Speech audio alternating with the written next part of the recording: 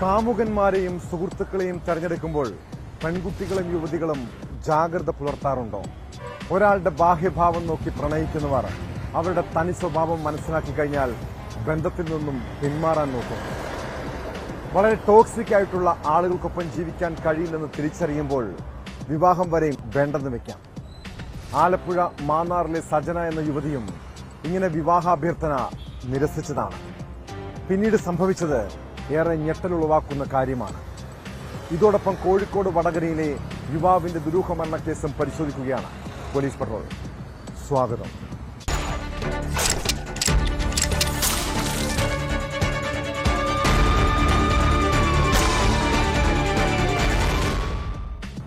പ്രണയവും വിവാഹാഭ്യർത്ഥനയും നിരസിച്ചാൽ ആക്രമിക്കുകയും കൊലപ്പെടുത്തുകയും ചെയ്യുന്ന ഒരു തലമുറയ്ക്കൊപ്പമാണ് നമ്മൾ ജീവിക്കുന്നത്.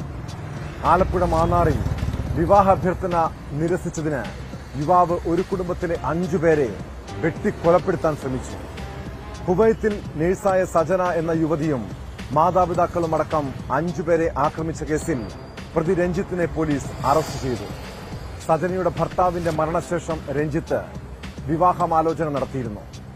ഇത് നിരസിച്ചതിന്റെ വിരോധത്തിലായിരുന്നു ആക്രമണമെന്നാണ് പോലീസ് പറയുന്നത്.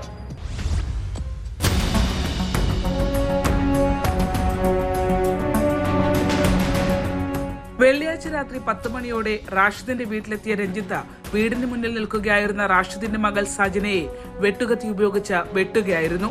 സജനയുടെ നിലവിളി കേട്ടെത്തിയ സഹോദരൻ സുജിത്തിനെയും വെട്ടിപ്പരിക്കേൽപ്പിച്ചു. ബഹളം കേട്ടെത്തിയ റാഷിദിനും ബന്ധു ബിനുവും രഞ്ജിത്തിന്റെ കയ്യിൽ നിന്നും വെട്ടുകത്തി പിടിച്ചു വാങ്ങി. ഈ സമയം കയ്യിൽ കരുതിയിരുന്ന പേപ്പർ കട്ടർ ഉപയോഗിച്ച് ഇരുവരെയും വീണ്ടും വെട്ടി. തടസ്സം പിടിക്കാനെത്തിയ റാഷിദിന്റെ ഭാര്യ നിർമ്മലയെയും മാരകമായി പരിക്കേൽപ്പിച്ചു. അവനെ സത്യത്തിൽ അന്നേരം അടുത്ത് ഞാൻ കാണുന്നില്ല, പക്ഷെ വെട്ടത്തിൽ കൊണ്ടാണ് ദൂരെ നിൽക്കുന്നുണ്ട്. അപ്പോഴും വെട്ടിയായിരുന്നു. തലയ്ക്ക് വെട്ടാൻ വന്ന വെട്ടിക്കുമ്പോൾ ഈ കൈകൊണ്ട് തടഞ്ഞതാണെന്ന് അറിയത്തില്ല. ആദ്യം കയ്യെ വെട്ടി. ഞാനത് കണ്ടോണ്ടായിരുന്നു. തല വെട്ടാൻ വന്നപ്പോഴത്തേക്കും ഞാൻ കൈ കൊണ്ട് അത് പിടിച്ചതിൽ പിടിക്കാൻ വെട്ടോട്ടും വീശി ഞാൻ ഇങ്ങനെ ഇവിടെ കൊണ്ടുപോയി. കുവൈറ്റിൽ നേഴ്സായ സജനയെ ഭർത്താവിന്റെ മരണശേഷം രഞ്ജിത്ത് വിവാഹം ആലോചിച്ചിരുന്നു. എന്നാൽ പിന്നീട് ഇയാളുടെ സ്വഭാവ ദൂഷ്യം മനസ്സിലാക്കി സജന വിവാഹത്തിൽ നിന്ന് പിന്മാറിയതിന്റെ പകയാണ് ആക്രമണത്തിന് കാരണമെന്ന് പോലീസ് പറയുന്നു. സജന വിദേശത്തു നിന്നും നാട്ടിലെത്തിയ വിവരമറിഞ്ഞ രഞ്ജിത്ത് ആയുധങ്ങളുമായി വീട്ടിലെത്തി ആക്രമണം നടത്തുകയായിരുന്നു. ഓടിക്കൂടിയ നാട്ടുകാർ രഞ്ജിത്തിനെ തടഞ്ഞുവെച്ച് മാന്നാർ പോലീസിനു കൈമാറി. ഗുരുതരമായി പരിക്കേറ്റ റാഷിദിനെയും മകൾ സജനയെയും വണ്ടാനം മെഡിക്കൽ കോളേജിലേക്ക് മാറ്റി. നിർമ്മല, സുജിത്ത്, ബിനു എന്നിവർ മാവേലിക്കര ജില്ലാ ആശുപത്രിയിൽ ചികിത്സയിലാണ്.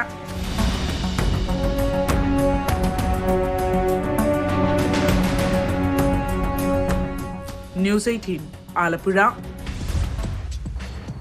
കോഴിക്കോട് വടകരയെ ഭീതിയിലാഴ്ത്തുകയാണ് യുവാക്കളുടെ ദുരൂഹ മരണങ്ങൾ.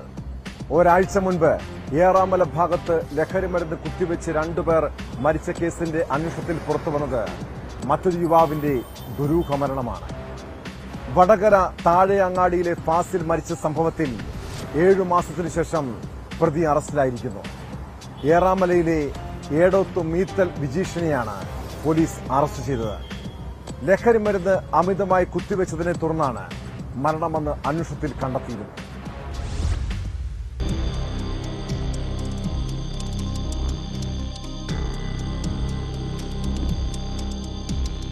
കഴിഞ്ഞ വർഷം സെപ്റ്റംബർ 13 രാവിലെ 6 മണിയോടെയാണ് ഫാസിലിനെ കൈനാട്ടി മേൽപ്പാലത്തിന് സമീപം മരിച്ച നിലയിൽ കണ്ടത്. മരണത്തിന് 5 ദിവസം മുമ്പാണ് ബഹ്റിനിൽ നിന്നും ഇയാൾ നാട്ടിലെത്തിയത്. പ്രഭാത സവാരിക്കിറങ്ങിയവരായിരുന്നു മൃതദേഹം കണ്ടത്. തൊട്ടടുത്ത് ചോര പുരണ്ട നിലയിൽ ഇയാളുടെ സ്കൂട്ടറും ഉണ്ടായിരുന്നു. മൂക്ക്, വായ, ചെവി എന്നിവിടങ്ങളിൽ നിന്നും രക്തം പുറത്തേക്ക് ഒലിച്ചിറങ്ങിയ നിലയിലായിരുന്നു മൃതദേഹം. ലഹരിമരുന്ന് അമിതമായി കുത്തിവെച്ചതിനെ തുടർന്നാണ് മരണമെന്ന് അന്വേഷണത്തിൽ കണ്ടെത്തി. കൂടുതൽ അന്വേഷണത്തെ തുടർന്ന് 3 പേർക്കെതിരെ വടകര പോലീസ് കേസെടുത്തിരുന്നു.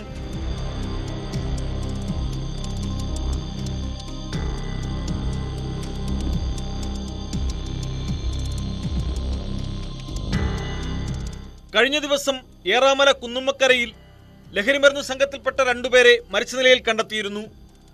ഈ സംഭവത്തിനു പിന്നാലെ നടത്തിയ ശക്തമായ അന്വേഷണത്തിലാണ് ലഹരി സംഘത്തിൽപ്പെട്ട വിജീഷിനെ പറ്റി വിവരങ്ങൾ ലഭിച്ചത്. ഇയാളെ കസ്റ്റഡിയിലെടുത്ത് ചോദ്യം ചെയ്തപ്പോൾ ഫാസിലിന്റെ മരണവുമായി ബന്ധപ്പെട്ട കൂടുതൽ വിവരങ്ങൾ ലഭിച്ചു. കുന്നുമ്മക്കരയിലെ വിജീഷിന്റെ വീട്ടിൽ വെച്ചാണ് ഫാസിൽ ലഹരിമരുന്ന് കുത്തിവെച്ച് അബോധാവസ്ഥയിലായത്. ആശുപത്രിയിലെത്തിക്കാൻ വിജീഷും മറ്റു രണ്ടുപേരും ചേർന്ന് ഫാസിലിനെ വാഹനത്തിൽ കയറ്റിയ ശേഷം കൈനാട്ടിയിലെ മേൽപ്പാലത്തിനു താഴെ കൊണ്ടുചെന്ന് തള്ളുകയായിരുന്നു. കുന്നുമ്മക്കരയിലെ ലഹരിമരുന്നു സംഘത്തിന്റെ പ്രധാനിയാണ് വിജീഷ് എന്ന് പോലീസ് പറഞ്ഞു. Vadakara judicial first class magistrate കോടതിയിൽ ഹാജരാക്കിയ പ്രതിയെ റിമാൻഡ് ചെയ്തു.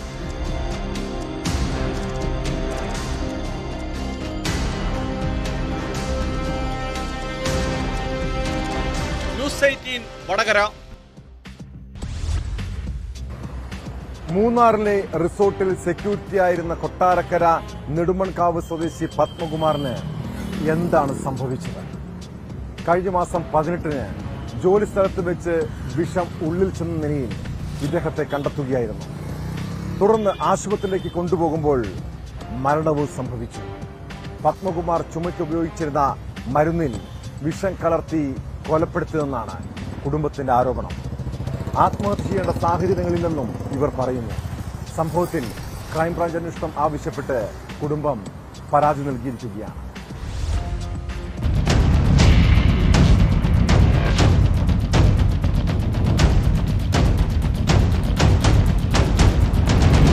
മൂന്നാർ റിസോർട്ടിൽ അവശനിലയിൽ കാണപ്പെട്ട പത്മകുമാറിനെ ആശുപത്രിയിൽ പ്രവേശിപ്പിച്ചുവെങ്കിലും ജീവൻ രക്ഷിക്കാനായില്ല. വിഷം ഉള്ളിൽ ചെന്നാണ് മരണം സംഭവിച്ചതെന്ന് ആശുപത്രി അധികൃതർ പറയുകയും ചെയ്തു. മരണത്തിൽ അടിമുടി ദുരൂഹതകളാണ് കുടുംബം ആരോപിക്കുന്നത്. സംഭവത്തിൽ അന്വേഷണം ആവശ്യപ്പെട്ട് ആക്ഷൻ കൗൺസിലും രംഗത്തെത്തിയിരിക്കുന്നു. എന്താണ് നമുക്കിതൊരു സംശയത്തിലേക്ക്? തുടക്കം മുതൽ തന്നെ നമ്മളെടുത്ത് പറയുന്നത് ഒരു പനി മൂലം ഹോസ്പിറ്റലിൽ അഡ്മിറ്റ് ചെയ്തു, അങ്ങനെ ആ രീതിയിലാണ് പറയുന്നത്. അതിൽ നിന്നാണ് പിന്നീട് അവസാനം എത്തുന്നത് അവർ പറയുന്നത് മരുന്ന് മാറി കഴിച്ചു നേരത്തിലേക്ക്. അവസാനം അവർ പറയുന്നത് അവരുടെ ചെന്നപ്പോൾ അവർ പറയുന്നത് ഒരു നെഗ്ലിജൻസ്, ഇതിനകത്തൊരു എന്തോ ഒരു അബദ്ധം പറ്റിയിട്ടുണ്ട് എന്നും മാനേജ്മെന്റ് പറയുന്നു. എന്ന് പറയുമ്പോൾ തന്നെ അടിമുടി നമുക്ക് സംശയമായി കഴിഞ്ഞു. വിഷം ഉള്ളിൽ ചെന്നു എന്ന് പറയുന്നത് ഇത് എങ്ങനെയായി? ഒരു കാരണവശാലും വിഷം കഴിക്കേണ്ട സാഹചര്യം അദ്ദേഹത്തിനില്ല. കാര്യം അദ്ദേഹം വിഷം കഴിക്കണമെങ്കിൽ കുറച്ചധികം നാൾക്ക് മുമ്പേ കടബാധ്യതകൾ കഴിക്കണമായിരുന്നു. പക്ഷെ ഇപ്പം യാതൊരു ബാധ്യതകളില്ല, വളരെ സേഫാണ്. അദ്ദേഹത്തിന്റെ കുട്ടികളുമായിട്ട് കുടുംബമായിട്ട് വളരെ സന്തോഷത്തോടെ കഴിയുന്ന സാഹചര്യമാണുള്ളത്. ഒരു കാരണവശാലും വിഷം ഉള്ളിൽ ചെന്ന് സാഹചര്യം മരണപ്പെടേണ്ട ഒരു സാഹചര്യത്തിലേക്ക് അദ്ദേഹത്തെത്തില്ല. സംഭവം എങ്ങനെയാണ് നമ്മൾ അറിയുന്നത്? എങ്ങനെയാണ് അറിയുന്ന? വിളിച്ചു പറഞ്ഞതാണ്, മരുന്ന് മാറി കുടിക്കുന്നു പറഞ്ഞ് വിളിച്ചു പറഞ്ഞു. ഇല്ല പറയാന്ന് ഞാൻ 2-3 പ്രാവശ്യം മോൻ്റെ നമ്പർ വിളിച്ചപ്പോൾ ആരും എടുത്തു. പിന്നെ വേറൊരാളുടെ നമ്പർ വന്ന് വിളിച്ചപ്പോൾ പറയാമേ അമ്മേ എന്ന് പറയുന്നു. ഒന്നും പറയുന്നു. ഇത് തീർച്ചയായിട്ടും കൊലപാതകം തന്നെയാണെന്നാണ് എനിക്ക് പറയാൻ കഴിയുന്നത്. അതുകൊണ്ട് ഇത് നമ്മൾ ശകലം പോലും പിന്നോട്ട് പോവില്ല. ഇത് അന്വേഷിച്ച് ഇതിൻ്റെ കൃത്യമായ കുറ്റവാളികളെ കണ്ടെത്തി നീതിയുടെയും മുന്നിൽ കൊണ്ടുവന്ന് ആ കുടുംബത്തിനും ഈ നാട്ടുകാർക്കും സമാധാനവും ഒരു വ്യക്തതയും വരുത്തേണ്ട ആവശ്യകത പോലീസിനുണ്ട്. ഏകദേശം 2 വർഷമായി അദ്ദേഹം മൂന്നാറിൽ ജോലി ചെയ്യുന്നു. സാമ്പത്തികമായിട്ട് അദ്ദേഹത്തിന് യാതൊരു ബാധ്യതയും ഇല്ലെന്നാണ് ബന്ധുക്കൾ പറയുന്നത്. വഴിതിടച്ചുള്ള ഒരു അന്വേഷണം നടത്തി കുറ്റക്കാർക്കെതിരെ കർശനമായ നടപടി സ്വീകരിക്കണം, അതുപോലെ തന്നെ നീതി ലഭ്യമാകണം എന്നുള്ള വലിയൊരു ആവശ്യമാണ് ഉയർന്നു വന്നിരിക്കുന്നത്. S Vineesh, news 18 Kottarakkara.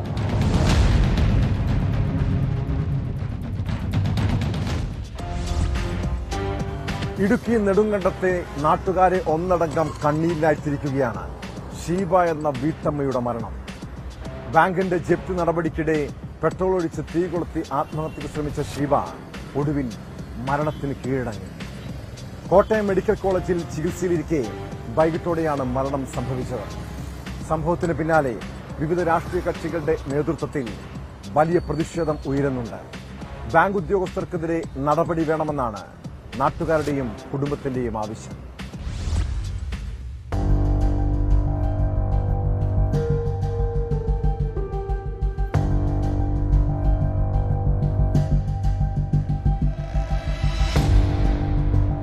വെള്ളിയാഴ്ച ഉച്ചയ്ക്ക് ശേഷമാണ് ജപ്തി നടപടിക്കായി അധികൃതർ എത്തിയതിനിടെ വീട്ടമ്മ സ്വയം തീ കൊളുത്തിയത്.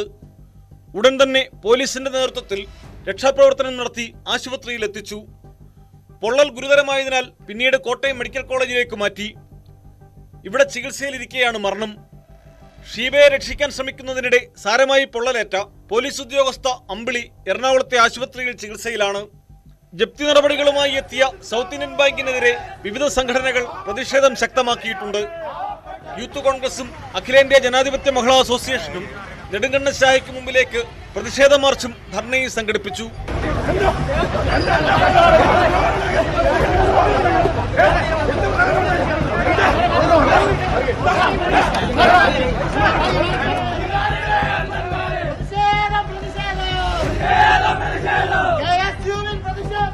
രണ്ടായിരത്തി 19 ഷീബയും കുടുംബവും മുൻപുണ്ടായിരുന്ന വായ്പ നിലനിർത്തി വീട് വാങ്ങിയത്. മുമ്പത്തെ ഉടമസ്ഥരുടെ പേരിലാണ് വായ്പയുള്ളത്. ഷീബയുടെ മൃതദേഹം പോസ്റ്റ്മോർട്ടത്തിന് ശേഷം ബന്ധുക്കൾക്ക് വിട്ടു നൽകും.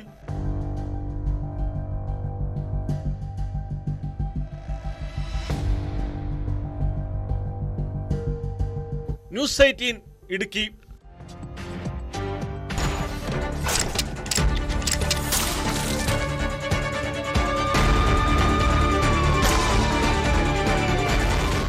പറ്റുന്നില്ലെങ്കിൽ പറഞ്ഞോ.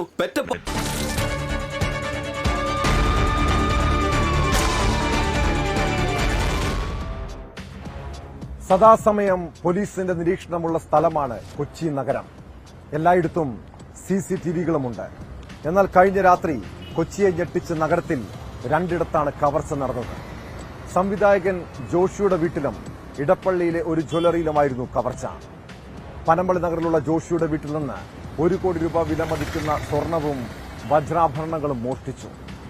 ഇടപ്പള്ളിയിലെ രാജധാനി ജ്വല്ലറിയിൽ സ്വർണം വാങ്ങാനെന്ന വ്യാജേന എത്തിയാണ് കവർച്ച നടത്തിയത്. അന്തർ സംസ്ഥാന മോഷ്ട സംഘമാണ് ഇതിന് പിന്നിലെന്നാണ് സൂചന. രണ്ടിടത്തെയും CCTVകൾ ദൃശ്യങ്ങൾ കേന്ദ്രീകരിച്ചാണ് പോലീസിന്റെ അന്വേഷണം നടക്കുന്നത്.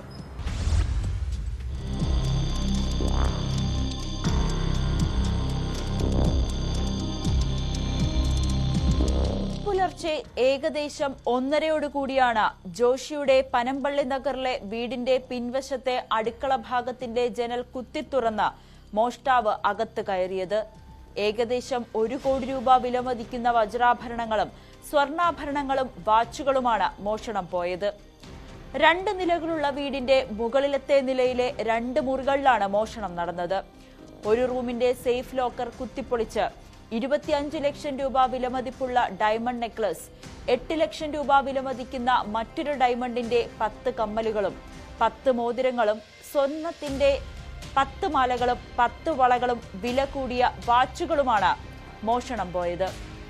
CCTV ദൃശ്യങ്ങളിൽ ഏകദേശം 30 വയസ്സ് പ്രായം തോന്നിക്കുന്ന ടീഷർട്ടും തൊപ്പിയും കറുത്ത ഷാളും ധരിച്ച ഒരു വ്യക്തി ജനൽ തുറക്കാൻ ശ്രമിക്കുന്നതായി കണ്ടെത്തിയിട്ടുണ്ട്. പിന്നീട് CCTV നശിപ്പിക്കുകയും ചെയ്തു. വീട്ടിൽ ജോഷിയും ഭാര്യയും മരുമകളും 3 കുട്ടികളുമായിരുന്നു ഉണ്ടായിരുന്നത്. പുലർച്ചെ 5:30 മോഷണ വിവരം ഇവരറിയുന്നത്. ഡോഗ് സ്ക്വാഡും ഫിംഗർ പ്രിന്റും സ്ഥലത്തെത്തി പരിശോധന നടത്തി. പോലീസ് പ്രതിക്കായുള്ള അന്വേഷണം ഊർജിതമാക്കിയിരിക്കുകയാണ്.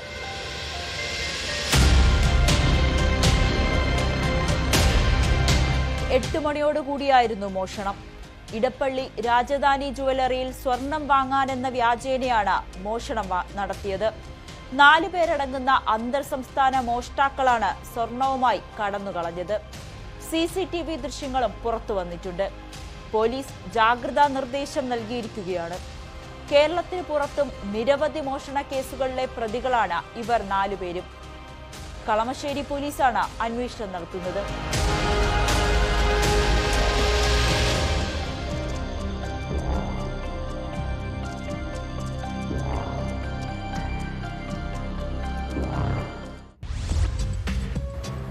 മലപ്പുറം തിരൂരിലെ പോലീസ് ഒരു പ്രതിക്ക് പിന്നാലെയാണ്. അടിപിടി കേസിൽ കസ്റ്റഡിയിലെടുത്ത് വൈദ്യപരിശോധനയ്ക്ക് ആശുപത്രിയിലെത്തിച്ചപ്പോൾ പോലീസിനെ വെട്ടിച്ച് കടന്നുകളഞ്ഞത് പറവണ്ട സ്വദേശി റബീഹാണ്. ഉച്ചയ്ക്ക് ശേഷം 3:15 തിരൂർ ജില്ലാ ആശുപത്രിയിലായിരുന്നു സംഭവം. തിരൂർ CI MK രമേശിന്റെ നേതൃത്വത്തിൽ പോലീസ് പ്രദേശമാകെ അരിച്ചുപെറുക്കിയെങ്കിലും പ്രതിയെ കണ്ടെത്താൻ കഴിഞ്ഞിട്ടില്ല. അടിപിടി കേസിൽ അറസ്റ്റിലായ പ്രതി വൈദ്യപരിശോധനയ്ക്ക് തിരൂർ ജില്ലാ ആശുപത്രിയിൽ എത്തിച്ചപ്പോൾ പോലീസിനെ വെട്ടിച്ച് ഓടി രക്ഷപ്പെടുകയായിരുന്നു. തിരൂർ പറവണ്ണ സ്വദേശി മരക്കാർക്കണ്ടി റബീഹാണ് രക്ഷപ്പെട്ടത്. വൈകിട്ട് 3:30 സംഭവം. വെള്ളിയാഴ്ച രാത്രി പറവണ്ണയിൽ അടിപിടി നടത്തിയ കേസിൽ തിരൂർ പോലീസ് ഇയാളെ അറസ്റ്റ് ചെയ്തിരുന്നു. തുടർന്ന് കോടതിയിൽ ഹാജരാക്കുന്നതിന് മുന്നോടിയായി റബീഹിനെയും മറ്റൊരു പ്രതിയെയും വൈദ്യപരിശോധനയ്ക്കായി ആശുപത്രിയിലെത്തിച്ചു. പോലീസ് വാഹനത്തിൽ നിന്നിറക്കിയ പ്രതി കയ്യാമം സ്വയം ഊരിമാറ്റി ഓടി രക്ഷപ്പെടുകയായിരുന്നു.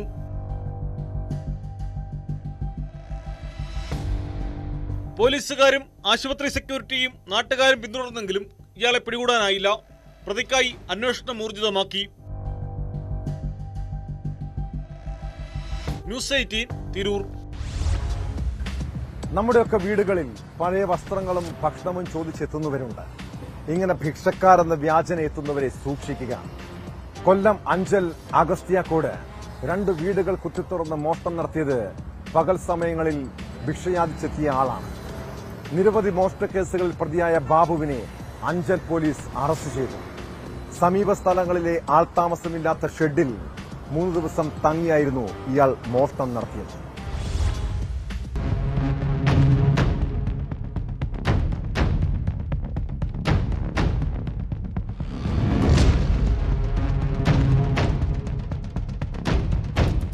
കഴിഞ്ഞ 16-ന് രാത്രിയാണ് മോഷണം നടന്നത്.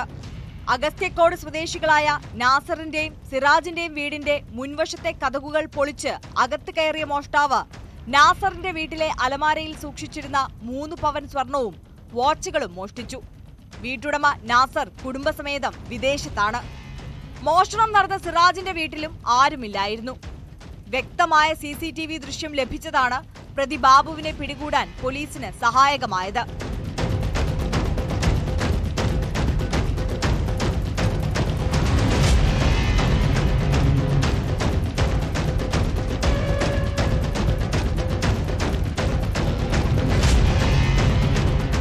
മോഷ്ടിച്ച സ്വർണ്ണാഭരണങ്ങളും വാച്ചുകളും പ്ലാസ്റ്റിക് കവറിലാക്കി സമീപത്തെ ആളൊഴിഞ്ഞ പുരയിടത്തിൽ ഒളിപ്പിച്ചു വെച്ച നിലയിൽ പോലീസ് കണ്ടെടുത്തു. പ്രതിയെ സംഭവസ്ഥലത്തെത്തിച്ച് തെളിവെടുപ്പ് നടത്തി. സമീപത്തെ പുരയിടത്തിൽ ആൾതാമസമില്ലാത്ത ഷെഡിൽ 3 ദിവസം തങ്ങിയാണ് മോഷണം നടത്തിയതെന്ന് പോലീസ് പറഞ്ഞു. മോഷണം നടന്നതിന്റെ പിറ്റേ ദിവസം സമീപ വീടുകളിൽ ആഹാരവും പഴയ വസ്ത്രങ്ങളും ചോദിച്ച് ഇയാൾ എത്തിയതായി പ്രദേശവാസികളും പറയുന്നു. നിരവധി മോഷണ കേസുകളിലെ പ്രതിയായ ബാബു അടുത്തിടെയാണ് ജയിലിൽ നിന്ന് പുറത്തിറങ്ങിയത്. അഞ്ചൽ CI സാബുവിന്റെ നേതൃത്വത്തിലുള്ള പോലീസ് സംഘമാണ് പ്രതിയെ പിടികൂടിയത്.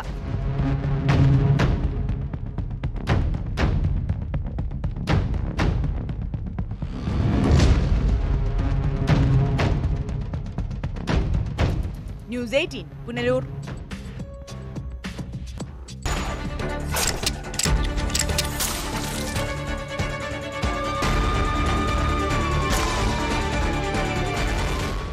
സുന്ദരിത്തട്ട് സാധിക്കും.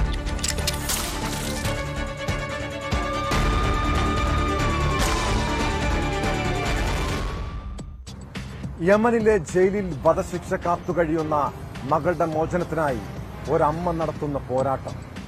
യമൻ പൌരനെ കൊലപ്പെടുത്തിയ കേസിൽ വധശിക്ഷയ്ക്ക് വിധിക്കപ്പെട്ട പാലക്കാട് സ്വദേശിനി നിമിഷപ്രിയയുടെ മോചനത്തിനായി അമ്മ പ്രേമകുമാരി ഒടുവിൽ യമനിലേക്ക് യാത്ര തിരിച്ചിരിക്കുന്നു. വിമാനത്തിലും റോഡ് മാർഗവുമാണ് യാത്ര. കൊല്ലപ്പെട്ട യമൻ പൌരന്റെ കുടുംബത്തെ നേരിൽ കണ്ട് നിമിഷയുടെ മോചനം സാധ്യമാക്കാൻ കഴിയുമെന്ന പ്രതീക്ഷയിലാണ് ഈ അമ്മ. 2017 നടന്ന കൊലപാതക കേസുമായി ബന്ധപ്പെട്ട് കഴിഞ്ഞ 6 വർഷമായി യമനിലെ ജയിലിൽ കഴിയുകയാണ് നിമിഷപ്രിയ.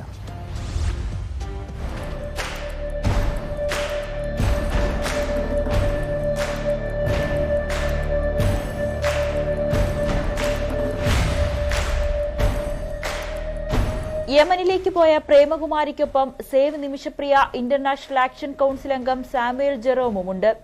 മുംബൈയിൽ നിന്നും യമനിലെ ഏഡൻ അന്താരാഷ്ട്ര വിമാനത്താവളത്തിലെത്തിയ ശേഷം കരമാർഗമാണ് സനയിലേക്ക് പോകുക. തിങ്കളാഴ്ചയോ ചൊവ്വാഴ്ചയോ ഇരുവരും ജയിലിലെത്തി നിമിഷപ്രിയയെ സന്ദർശിച്ചേക്കും. നിമിഷപ്രിയയുടെ മോചനകാര്യത്തിൽ 100% പ്രതീക്ഷയുണ്ടെന്ന് അമ്മ പ്രേമകുമാരി. തീർച്ചയായിട്ടും പ്രതീക്ഷയോടെയാണ് പോകുന്നത്.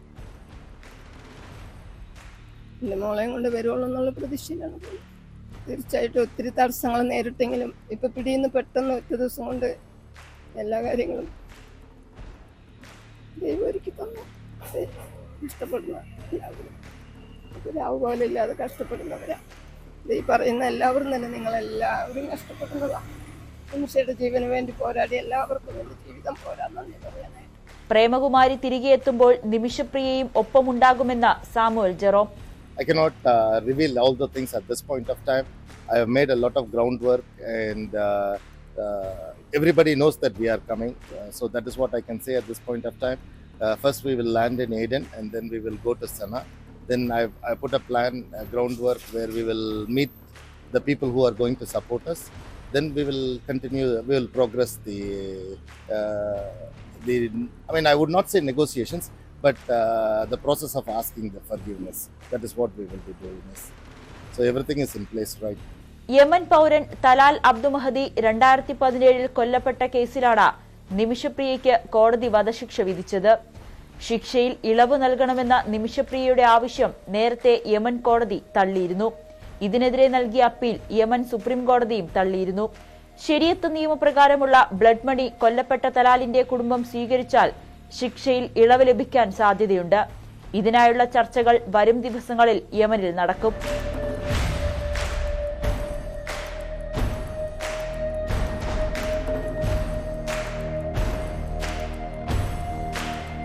ന്യൂസ് 18 കൊച്ചി. 14 വർഷം മുൻപ് നടന്ന ഒരു സംഭവത്തെക്കുറിച്ചാണ് പോലീസ് പട്രോളിൽ പരിശോധിക്കുന്നത്. 2010 ക്രൈം നന്ദകുമാർ നൽകിയ പരാതിയിൽ മുഖ്യമന്ത്രിയുടെ പൊളിറ്റിക്കൽ സെക്രട്ടറി പി ശശി, ഉന്നത പോലീസ് ഉദ്യോഗസ്ഥൻ കെ പത്മകുമാർ, മുൻ MLA ശോഭന ജോർജ് എന്നിവർക്കെതിരെ കേസെടുത്തിരിക്കുന്നു. മോഷണമടക്കമുള്ള കുറ്റങ്ങൾ ചുമത്തിയാണ് തിരുവനന്തപുരം ചീഫ് ജുഡീഷ്യൽ മജിസ്ട്രേറ്റ് കോടതി കേസെടുത്തത്. പ്രതികളോട് മെയ് 30 ഹാജരാകാനും നിർദ്ദേശം നൽകിയിട്ടുണ്ട്. മോഷണക്കുറ്റത്തിന് പുറമെ പ്രതികൾക്കെതിരെ അന്യായമായി തടങ്കലിൽ വയ്ക്കൽ, ഭീഷണിപ്പെടുത്തൽ, വ്യാജ തെളിവ് നൽകൽ തുടങ്ങിയ കുറ്റങ്ങളാണ് കോടതി ചുമത്തിയിട്ടുള്ളത്. P Sasi, K Padmakumar, Shobhana George എന്നിവർക്ക് പുറമെ പ്രധാനമന്ത്രിയുടെ സുരക്ഷാ ചുമതലയുണ്ടായിരുന്ന അന്തരിച്ച അരുൺകുമാർ സിൻഹയും കേസിലെ പ്രതിയാണ്. വാർത്ത പ്രസിദ്ധീകരിക്കാതിരിക്കാൻ നന്ദകുമാർ 5 ലക്ഷം രൂപ ആവശ്യപ്പെട്ടെന്നും പണം നൽകാഞ്ഞതിനാൽ വാർത്ത പ്രസിദ്ധീകരിച്ചെന്നും ആരോപിച്ച് ശോഭന ജോർജ് നൽകിയ പരാതിയിൽ മ്യൂസിയം പോലീസ് കേസെടുത്തിരുന്നു. തുടർന്ന് 1999 ജൂൺ 30 നന്ദകുമാറിനെ അറസ്റ്റ് ചെയ്യുകയും വീടും ഓഫീസും റെയ്ഡ് ചെയ്ത് രേഖകൾ എടുത്തുകൊണ്ട് പോവുകയും ചെയ്തുവെന്നാണ് കേസ്.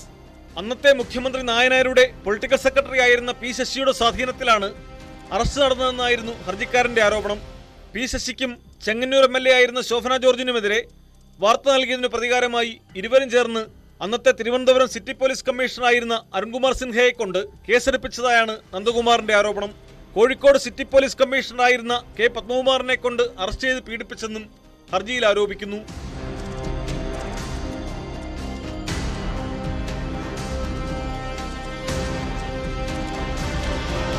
ന്യൂസ് 18 തിരുവനന്തപുരം. പാലക്കാട് ജില്ലയിലെ പലയിടങ്ങളിലും അനിയന്ത്രിതമായി പാറ ഖനനം നടക്കുന്നുണ്ട്. ലോറികളിൽ അളവിൽ കൂടുതൽ ഭാരം കയറ്റുകയും ചെയ്യുന്നതായി പരാതിയുമുണ്ട്. രഹസ്യവിവരത്തിന്റെ അടിസ്ഥാനത്തിൽ ജില്ലയിൽ വിജിലൻസ് വ്യാപകമായ റെയ്ഡ് നടത്തി. ഓങ്ങല്ലൂർ, വാടാനംകുറിശി മേഖലകളിലെ ക്വാറികളിലായിരുന്നു വിജിലൻസിന്റെ മിന്നൽ പരിശോധന.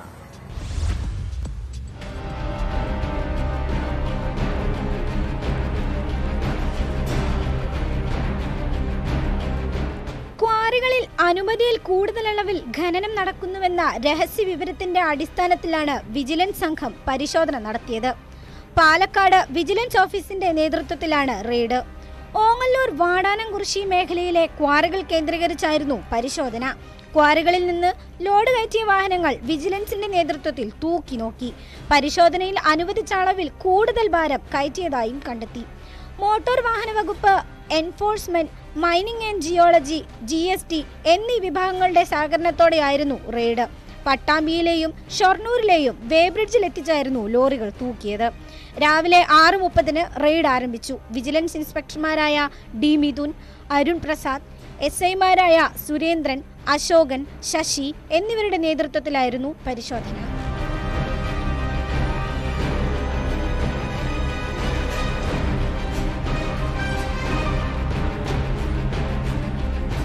ന്യൂസ് 18 പാലക്കാട്. സമൂഹത്തിൽ മാന്യന്മാരെന്ന് നമ്മൾ കരുതുന്ന പലരുടെയും തനി സ്വരൂപം ഒരിക്കൽ പുറത്തുവരും. കണ്ണൂരിൽ പോക്സോ കേസിൽ പോലീസിന്റെ പിടിയിലായത് മദ്രസാധ്യാപകനാണ്.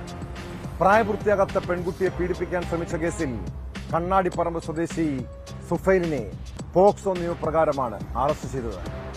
കഴിഞ്ഞ വർഷമാണ് 15-കാരിയെ ഇയാൾ പയ്യന്നൂരിലെ സ്ഥാപനത്തിൽ വെച്ച് പീഡിപ്പിക്കാൻ ശ്രമിച്ചത്. വീട്ടുകാർ സംഭവം അറിഞ്ഞതോടെ പോലീസിൽ പരാതി നൽകുകയായിരുന്നു. കുട്ടിയെ ലൈംഗികമായി ഉപദ്രവിക്കുന്നവർക്കെതിരെ ശക്തമായ നടപടി പോലീസ് സ്വീകരിക്കണം. ഇതോടെ ഇന്നത്തെ പോലീസ് പെട്രോൾ പൂർണ്ണമാകുന്നു. നമസ്കാരം.